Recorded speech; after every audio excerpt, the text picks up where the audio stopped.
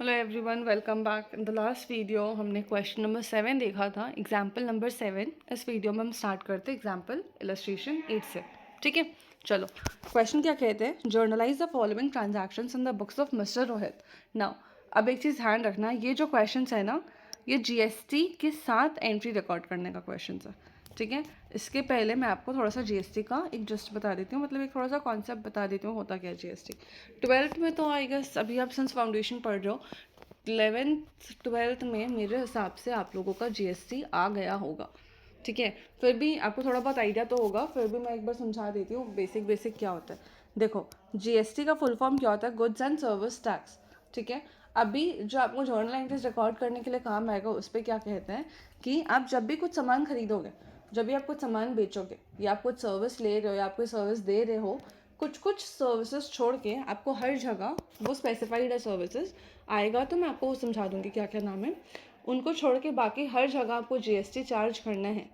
ठीक, अब जब आप सामान खरीद रहे हो तो आपको जीएसटी पेमेंट करना पड़ेगा, जब आप सामान बेच रहे हो तो आपको जीएसटी कलेक्ट करना पड़ेगा। ठीक है, अब जीएसटी जो लगता है वो हर वैल्यू पे एक स्पेसिफिक परसेंटेज से लगता है। ठीक है, रेट्स क्या क्या जनरली प्रिस्क्राइब्ड है?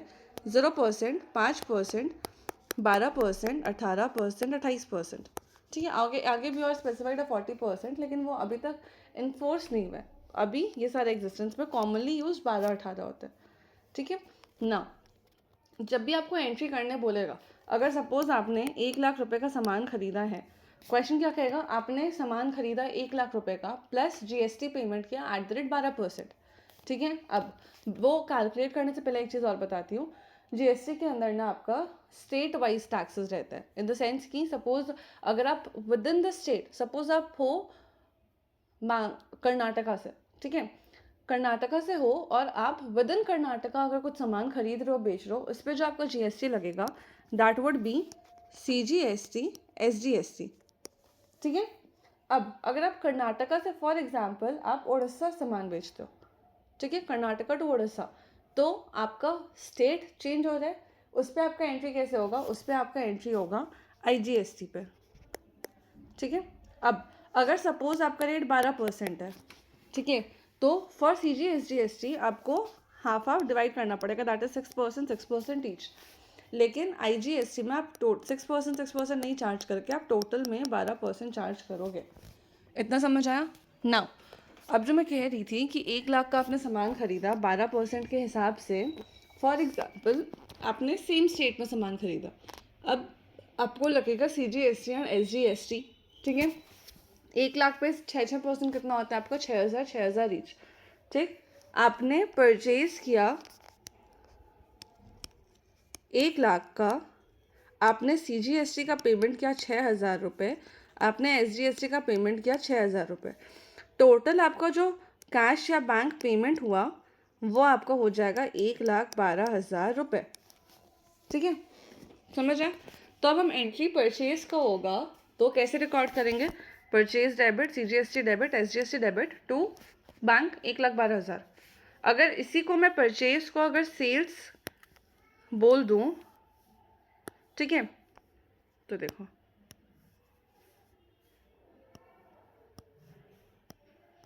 एक सेकेंड। ठीक है,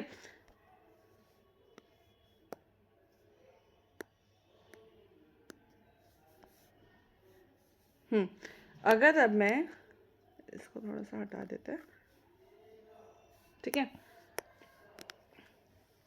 हाँ, अगर अब मैं परचेज को सेल्स बोल दूं, सेल्स 1 लाख, सीजीएसटी 6%, एसजीएसटी 6% और कैश बैंक में हमने पैसे रिसीव किए, तो क्या एंट्री हो जाएगा? Cash account debit to CGST to SGST to sales account 1 lakh रुपए। ठीक है, नाउ एक चीज़, सबसे पहला चीज़ जो आपको मैंने रूल्स बताया था मॉडर्न अप्रोच से, एसेट बढ़ता है तो क्या होता है, कम होता है तो क्या होता है, ये वाला जो आपका 5 आइटम्स का जो रूल है, सबसे पहले आपको उसको थॉरो करना होगा। वो होगा कैसे? आप प्रैक्टिस करो जर्नल एंट्रीज, आपको उसी से होगा। ठीक है, अभी क्वेश्चंस करते जाओगे तो आपको बैठते जाएगा दिमाग में, लेकिन फिर भी आप उसको एक दो बार बोल लो ताकि आपको मेमोराइज हो जाए। Next, C G S T S G S T जो होता है, अब आते हैं जीएसटी टॉपिक पे वापस से। सीजीएसटी एसजीएसटी जो होता है वो जब आप परचेज कर रहे होते हो तो वो आपके लिए एसेट रहता है। आईटीसी बोलते हैं उसको, input tax credit. Input tax आपको मिलता है, ठीक है। आप इतना समझो, जब आप परचेज कर रहे हो तब आपके लिए एसेट है, जब आप सेल कर रहे हो तो आपकी लाइबिलिटी है कि आपको गवर्नमेंट को वो पेमेंट करना है, ठीक है। जब आप सेल कर रहे हो तो आपके लिए लाइबिलिटी है। अब एक बार इतना बस ध्यान रखो और इसके बेसिस पे एक बार हम लोग एंट्रीज करते हैं। अब जैसे जैसे क्वेश्चन करोगे ना आपको समझेगा कि क्या होता है, कैसे होता है, सब आपको समझ आएगा उस टाइम पे। नहीं समझ आएगा तो आप कमेंट करना, फॉर श्योर हम बताएंगे, ठीक है। अब आओ, purchase goes from Sahil 50,000 plus CGST SGST 9% each. 9% each बोला मतलब सीजीएसटी का 9%, एसजीएसटी का 9%। 50,000 का 9% कितना होता है? 4500, ठीक है। अब क्वेश्चन क्या कह रहा है? मैंने साहिल से सामान खरीदा, नाम लिखा, पेमेंट का तो डिटेल दिया नहीं, इट मीन्स कि मैंने पेमेंट नहीं किया है। अब परचेज मेरे लिए एक्सपेंस है, एक्सपेंस बढ़ेगा तो डेबिट होगा, ठीक है। अब जब परचेज करूंगी, इसीलिए मैं परचेज का लेजर को डेबिट करूंगी। परचेज अकाउंट डेबिट, देखो परचेज अकाउंट डेबिट 50,000। नाउ जब परचेज करते हैं तो जो मेरा जीएसटी होता है वो असेट बनता है, असेट बढ़ता है तो वी डेबिट, इसीलिए सीजीएसटी एसजीएसटी को 4500 से हम लोग डेबिट करेंगे, ठीक है। अब साहिल को हम सिर्फ 50,000 पेमेंट नहीं करेंगे, साहिल को total 50,000 plus CGST plus SGST का फिगर दैट इज 59,000 हम ही पूरा पेमेंट करेंगे, ठीक है। साहिल मेरे लिए लाइबिलिटी है। अब मैं बार बार वो शीट खोल के नहीं दिखाऊंगी आपको 1 to 1 की साहिल लाइबिलिटी बढ़ेगा तो क्या होगा, कम होगा तो क्या होगा, बोलूँगी ज़रूर आपको। वो शीट को, वो जो आपका टेबल था रूल्स का, आप उसको एक जगह लिख कर रख लो, जब जब जर्नल एंट्री करोगे उसको रेफर करते रहना, ठीक है। साहिल मेरे लिए क्या है? लाइबिलिटी। लाइबिलिटी बढ़ता है तो क्रेडिट करते हैं, इसीलिए हमने साहिल को कर दिया क्रेडिट 59,000 से, clear. Next, purchased goods from Sam for 40,000 at a trade discount of 10% plus CGST SGST 9% each. Now आपने सामान खरीदा 40,000 का। आप सबसे पहले एक चीज़ समझो कि जब आप ट्रेड डिस्काउंट रिसीव करते हो, डिस्काउंट आपका दो टाइप का होता है, एक होता है ट्रेड डिस्काउंट, एक होता है कैश डिस्काउंट, ठीक है। ये आपने पढ़ा होगा बेसिक जर्नल चैप्टर में 11th में। क्या कहता क्या है इसमें, जो आपको ट्रेड डिस्काउंट मिलता है उसका आप कोई एंट्री शो नहीं करते हो बुक्स में, इट मीन्स कि डिस्काउंट के बाद का जो अमाउंट होता है आप उसको सिर्फ रिकॉर्ड करते हो, ठीक है। लेकिन जो कैश डिस्काउंट होता है उसको आप अलग से डिस्काउंट बोल के रिकॉर्ड करोगे, क्लियर ना। अब यहाँ पे हमें ट्रेड डिस्काउंट मिला है ना, ट्रेड डिस्काउंट मिला तो हमें रिकॉर्ड तो करना ही नहीं है उसको, ठीक है। ट्रेड डिस्काउंट कितना का मिला? 40,000 पे 10% का डिस्काउंट, 40,000 का 10% हो तो 4,000, 4,000 का तो डिस्काउंट मिल गया, तो मेरा वैल्यू कितना का जाएगा? 36,000 का, ठीक है। तो यहाँ पे क्या हो जाएगा? परचेजेस अकाउंट डेबिट 36,000, ठीक है। मैंने परचेज किया है एट द रेट कितना है मेरा? 9% ईच, ठीक है। तो मैंने परचेज किया है 9% पे, तो 36,000 का 9% which comes to I guess 964 2850। आपको कैलकुलेट ही कर लो पापा, रुको। 36,000 इंटू 9 डिवाइडेड बाई 100, 3240, ठीक है। तो CGST 3240, SGST 3240 क्रेडिट कर देंगे। हमने पेमेंट किया, सैम से खरीदा ना। अब एक चीज़ पहला समझो, इनपुट कब लिखा आता है? जब आप कुछ सामान खरीद रहे हो, सर्विस अवेल कर रहे हो, आपके पास कुछ आ रहा है, परचेज कर रहे हो, उस टाइम पे आपको जो CGST SGST लगता है वो आपके लिए एसेट है, उसको आप सिर्फ CGST SGST लिखो या इनपुट टर्म एक स्टार्टिंग में लिख दो, ताकि आपको समझ आएगा ओ ये आता हुआ जो सामान खरीदा है मैंने उसके अगेंस्ट का GST है, ठीक है। वैसे जब आप सेल करोगे, जाएगा लाइबिलिटी होएगा, उस टाइम पे आप लिखोगे आउटपुट GST। या तो आप इनपुट आउटपुट टर्म्स यूज़ करो या तो आप ना भी करो, चलेगा, कोई दिक्कत नहीं है। नेक्स्ट, अब इसमें क्या कह रहा था, इतना का तो आपने सामान खरीद लिया, 20,000 इमीडिएटली पेमेंट किया, बाकी का बाद में 3 महीने बाद पेबल है, तो जब होगा तब किया जाएगा। अब 36,000 प्लस 3240 प्लस 3240 टोटल वैल्यू उतना का आया, उसमें मैंने 20,000 का पेमेंट कर दिया, 20,000 पेमेंट किया, बैंक से पेमेंट गया होगा, बैंक मेरे लिए एसेट है, इसीलिए ये हो जाएगा क्रेडिट, ठीक है। तो टू बैंक अकाउंट हो गया 20,000, बचा हुआ अमाउंट तो पेमेंट नहीं हुआ ना आज के डेट में, पेमेंट नहीं हुआ है, इट मीन्स मुझे फ्यूचर में पेमेंट करना है, फ्यूचर में पेमेंट करना है। नाउ आज के डेट में तो वो मेरे लिए लाइबिलिटी है, लाइबिलिटी बढ़ता है तो क्रेडिट होता है, इसीलिए मैंने सैम बीइंग अ लाइबिलिटी उसको क्रेडिट कर दिया। Clear? Next, goods costing 20,000 were drawn for personal use, they were purchased paying GST non-% each. Now आपने जो सामान खरीदा था 20,000 रुपये का, उसमें 9% का GST दिया था, ठीक। आज आप उसे पर्सनल यूज़ के लिए निकाल रहे हो, ठीक। अब बिजनेस में जब भी आप ITC GST एंट्री लेते हो परचेज के लिए, तो अब आप उस गुड्स का कुछ भी करो, सामान बेचो तो भी आपको GST रिकॉर्ड करना पड़ेगा, आप सामान निकालो तो भी आपको GST रिकॉर्ड करना पड़ेगा, आपका सामान नुकसान होता है तो भी आपको GST का एंट्री के साथ लेना पड़ेगा ना। अब एक बार इसका हम लोग कॉन्सिक्वेंसेस समझते कैसे होगा। देखो, जब गुड्स परचेज किया था तो GST, सिर्फ CGST का बात नहीं करते, ओवरऑल GST का जो भी लेजर्स था वो मेरा डेबिट हुआ था। आज जब आप सामान घर के लिए लेके जा रहे हो पर्सनल यूज़ के लिए, तो आपका आज तो परचेज हुआ था तब ऐसा हुआ, कल अब जब आप ड्राइंग्स कर रहे हो तो आपका परचेज हो रहा है कम, तो आपका जो GST डेबिट हुआ था वो GST तो क्रेडिट हो जाना चाहिए। लॉजिक समझ आया ना? जब आप पर्सनल यूज़ के लिए कुछ सामान या पैसे विड्रॉ करते हो बिजनेस से, उसको हम ड्राइंग्स बोल के रिकॉर्ड करते हैं, ठीक है। ड्राइंग्स बढ़ता है तो कैपिटल कम होता है, कैपिटल कम होगा तो हम उससे डेबिट करेंगे, इसीलिए ड्राइंग्स के लेजर को हम यहाँ पे करेंगे डेबिट। देखो, ड्राइंग्स अकाउंट डेबिट।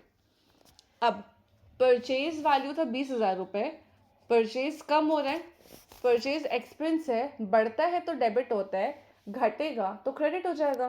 तो टू परचेज 20,000, अगेन साथ साथ परचेज के साथ हमें GST का भी एंट्री करना है। GST है मेरा 9%, 20,000 का 9% आएगा 1,800 रुपये, ठीक है। GST एंट्री में रिकॉर्ड करना पड़ेगा। GST हमें करना क्या, देखो यहाँ पे क्या समझा मैंने, GST करना क्या क्रेडिट, तो यहाँ पे हो जाएगा to input GST CGST, to input CGST and to input SGST 1,800 रुपये, input CGST 1,800 to input SGST 1,800, ये सारा का टोटल मिला के मेरा ड्राइंग्स में अमाउंट जाएगा 23,600 ना। आप बोलोगे कि मैंने तो सिर्फ 20,000 का सामान विड्रॉ किया, ड्राइंग्स मुझे 23,000 क्यों दिख रहा है? इसीलिए 23,000 दिख रहा है क्योंकि आपने जो सामान विड्रॉ किया उसका वैल्यू टैक्सेबल 20,000 था, उस पर बिजनेस ने 1,800 के अमाउंट से टोटल 3,600 का GST भी दिया, तो आपने बिजनेस को 20,000 का तो सामान विड्रॉ किया, साथ में वो जो 3,600 रुपये का GST था वो भी तो खर्चा लगा ना, तो वो भी खर्चा आपके ड्राइंग से रिलेटेड है, इसलिए आप ही के साथ अटैच हो रहा है, ठीक है। Next, paid rent to Gagandeep for 30,000 plus CGST SGST 6% each. Now आप रेंट पेमेंट कर रहे हो, मतलब आपने कुछ सर्विसेज लिया होगा ना, जब जब आप कुछ सर्विस ले रहे हो, सामान खरीद रहे हो, इट मीन्स कि आप परचेज कर रहे हो, परचेज करोगे तो आप करोगे GST को डेबिट, ठीक है। अब यहाँ आप परचेज नहीं कर रहे हो, एक्चुअल में आप खर्चा कर रहे हो रेंट का, तो भी आपका GST हो जाएगा डेबिट, ठीक है ना। एंट्री क्या होगा वो देखो, आपने तो पेमेंट कर दिया ना, अब कितना पेमेंट किया क्या क्या वो समझो। पहली बात, आपने रेंट के लिए पेमेंट किया, रेंट आपके लिए है खर्चा, खर्चा बढ़ेगा तो डेबिट होगा, मैं करूँगी रेंट अकाउंट डेबिट। नेक्स्ट, आपने टैक्स का भी पेमेंट किया, ठीक है, input CGST input SGST, purchase या सर्विसेज अवेल करने के लिए हो रहा है तो वो हो जाएगा डेबिट, तो इनपुट CGST डेबिट 30,000 का 6% 1,800, और टू इनपुट SGST डेबिट 30,000 का 6% 1,800 अगेन, ठीक है। देखो, rent account debit 30,000, input CGST debit 1,800, input SGST debit 1,800, credit क्या हो जाएगा, क्रेडिट हो जाएगा अपना जो अपने पेमेंट, यहाँ पे पेमेंट किया है ना। अच्छा, अब एक चीज़ देखो, थोड़ा कॉन्फ्लिक्टरी और कॉन्ट्राडिक्टरी आंसर दिया ICAI ने।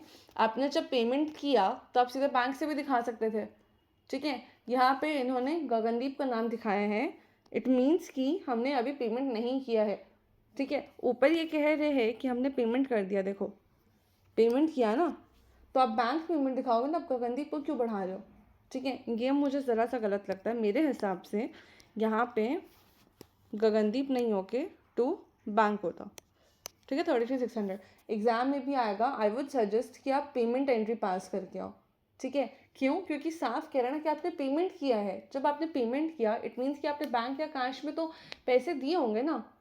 असेट है, असेट कम हो रहा होगा, कम होते तो क्रेडिट होगा, तो वही आपको क्रेडिट करना चाहिए। ठीक है, अगला एंट्री आते हैं। Goods costing 5000 before trade discount of 10%, return to Sam, they were purchase by paying GST of 9% each. अब ये बिफोर का क्या वो लॉजिक है वो समझो।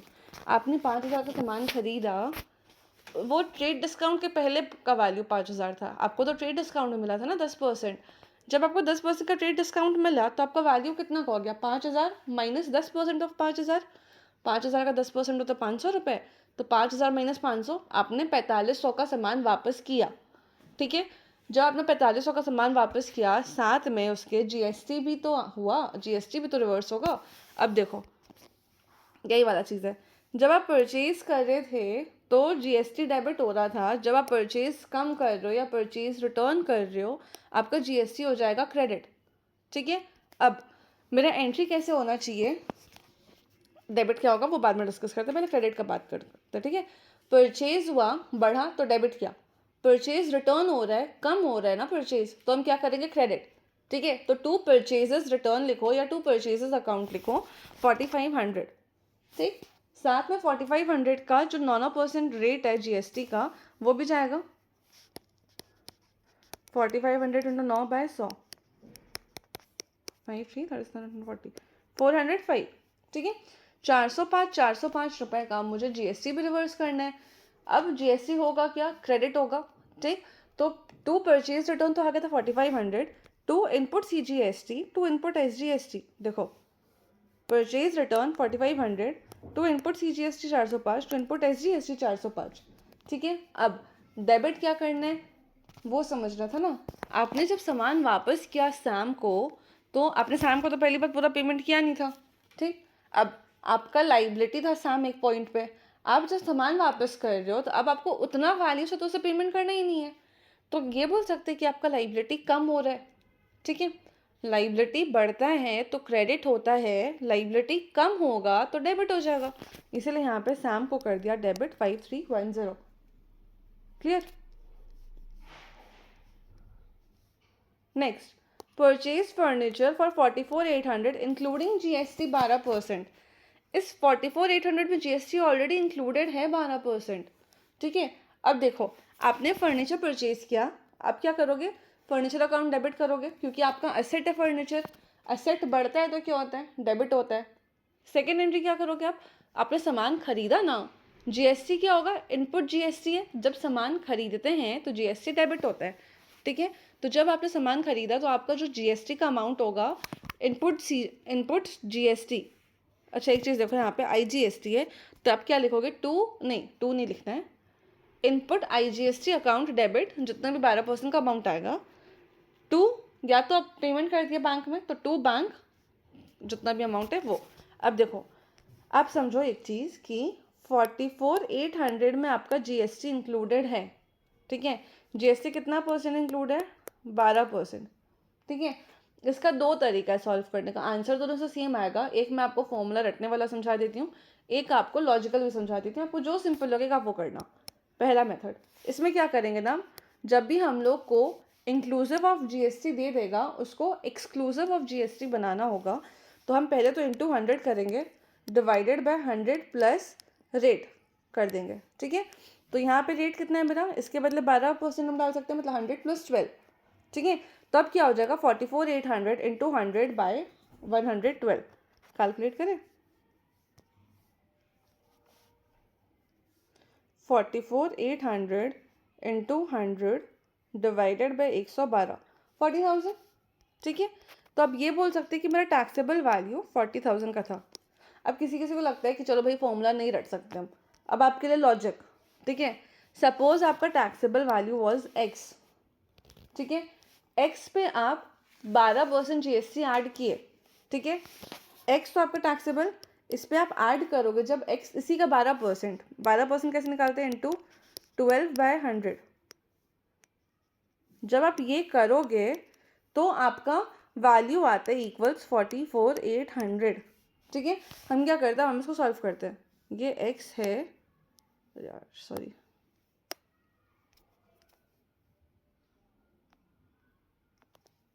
ठीक है, ये आपका x लिखा हुआ है, ठीक है, सो कंफ्यूज मत करना, राइटिंग इज एक्सट्रीमली पुअर यार, सॉरी। देखो यहाँ पे क्या करना है, अब पहले तो एलसीएम लेते हैं, यहाँ पे इंटू 100, यहाँ पे भी इंटू 100, तो क्या हो जाएगा 100x plus 12x bye 100 equals 44,800। ये 100 इधर जाएगा तो क्या हो जाएगा इंटू 100। अब ये 100x प्लस 12 112 बचा, ठीक है, तो मेरा इक्वेशन क्या बचता है, 112x equals 44,800 into 100, x would be equal to 44,800 into 100 by 112। यही इक्वेशन तो हमने यहाँ पे भी लिखा था, 44,800 इंटू 100 बाय 112, ठीक है। दोनों का लॉजिक सेम है, एक आपको फॉर्मूला थोड़ा रटवाने पे फोकस करता है कि आप बस रट लो, यही करना है। दूसरा अगर आपको समझता है तो आप इस तरीके से भी निकाल सकते हो, दोनों से आपका आंसर 40,000 ही आना है, ठीक है। नाउ अब इसमें आते हैं वापस से क्वेश्चन पे। क्वेश्चन क्या बोलते हैं, मैंने फर्नीचर खरीदा 44,800 का, which is inclusive of tax.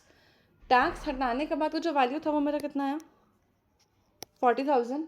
मैं ये बोल सकती हूँ कि मैंने फर्नीचर 40,000 का ख़रीदा, बाकी 4,800 का मैंने जीएसटी पेमेंट किया, ठीक है ना। फर्नीचर बढ़ेगा, असेट है, असेट बढ़ेगा तो क्या करेंगे, डेबिट, तो फर्नीचर अकाउंट हो जाएगा डेबिट। देखो फर्नीचर अकाउंट डेबिट हो गया 40,000, ठीक है। नेक्स्ट क्या होगा, जब सामान खरीदा है आपने, जीएसटी पेमेंट किया, तो वो भी हो जाता है debit. Input IGST account debit 4,800, ठीक है। अब मैंने बैंक में पेमेंट किया, बैंक से, बैंक का वैल्यू हो जाएगा कम, बैंक असेट है, असेट कम होगा तो क्या हो जाएगा, टू बैंक अकाउंट 4,000 क्रेडिट हो जाएगा 44,800, क्लियर है। Next, purchased machinery from mister symphony for 1,40,000 plus CGST SGST, paid 1,00,000 immediately in balance after 2 months, ठीक है। अब देखो सबसे पहले समझो क्या रहा है कि मैंने मशीन खरीदा 1,40,000 का, इसमें जीएसटी पेमेंट करना है 9% ईच। पहली बात, मशीन असेट है, असेट खरीदा मतलब असेट बढ़ा, असेट बढ़ने से करते हैं डेबिट, तो मशीनरी हो जाएगा डेबिट 1,40,000 से। देखो मशीनरी अकाउंट डेबिट 1,40,000, ठीक।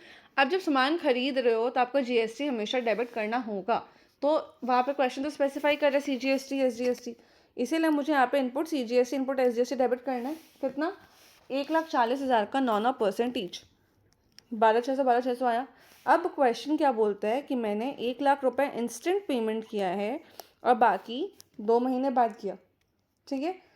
तो यहाँ पे क्या हो जाएगा, 1,00,000 जब मैंने तुरंत पेमेंट कर दिया तो टू बैंक 1,00,000 रुपये, और बाकी का पैसा अभी तो पेमेंट नहीं किया है, फ्यूचर में करना है, इट मीन्स अभी तो वो मेरे लिए लाइबिलिटी है, तो लाइबिलिटी बढ़ता क्रेडिट कर देते हैं, इसलिए इसको मैंने कर दिया क्रेडिट, ठीक है। नरेशन आप लिख लेना, ये क्वेश्चन हो गया कंप्लीट, ठीक है।